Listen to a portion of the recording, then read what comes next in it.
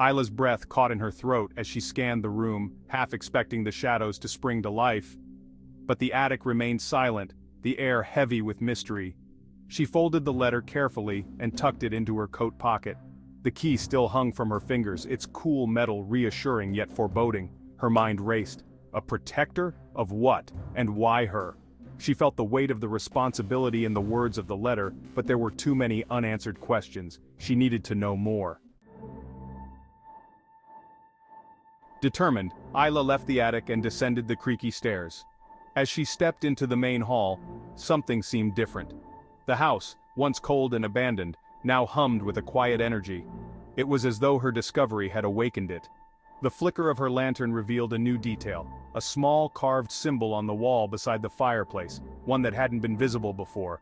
It matched the designs on the key. Isla traced the outline of the symbol with her fingers, feeling a faint warmth emanating from it. Was this another clue? Without hesitation, she pressed her hand against the symbol. The wall shuddered, and with a soft groan it began to shift. A hidden door revealed itself, leading to a narrow, winding staircase that descended into darkness. Isla's heart thudded in her chest. This was it, the secret her ancestors had protected for so long. The shadows of the staircase beckoned, and despite the fear gnawing at her insides, Isla knew she had to go down. There was no turning back now. The steps creaked beneath her as she made her way down, the light from her lantern barely illuminating the space ahead. The air grew cooler, damp with the scent of earth and stone. After what felt like an eternity, the stairs ended, and Isla stepped into an underground chamber. The room was vast, with stone walls lined by ancient tapestries and shelves filled with old books and strange artifacts. In the center, resting on a pedestal, was an object covered in dark cloth. It pulsed faintly as though alive. Slowly Isla approached the pedestal. She hesitated for a moment, then lifted the cloth. Beneath it was a small crystal, glowing with an inner light that seemed to shift between shades of blue and green. It was mesmerizing, yet its energy was unlike anything she had ever felt, powerful, ancient, and otherworldly.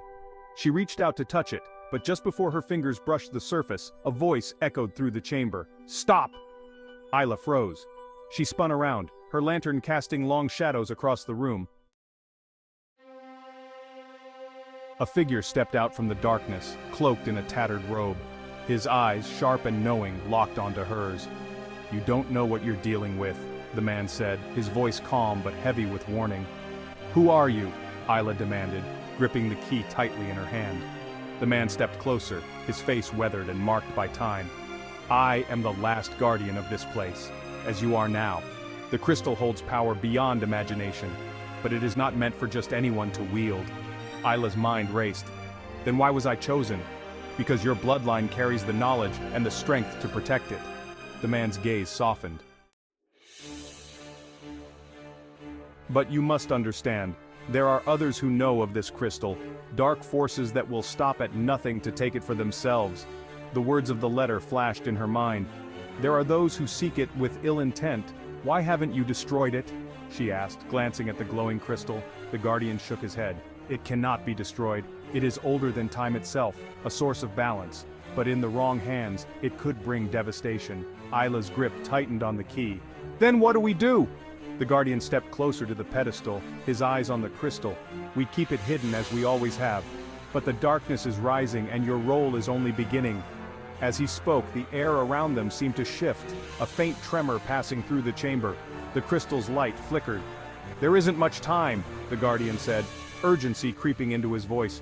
"The key you hold is not just to this house. It unlocks a path to an ancient network of protectors. You must seek them out. They will help you understand your role, but you must be careful. There are those who will try to deceive you." Isla's mind whirled.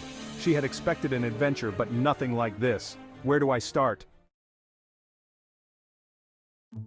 The guardian reached into his cloak and pulled out a small weathered map, handing it to her. "This will guide you.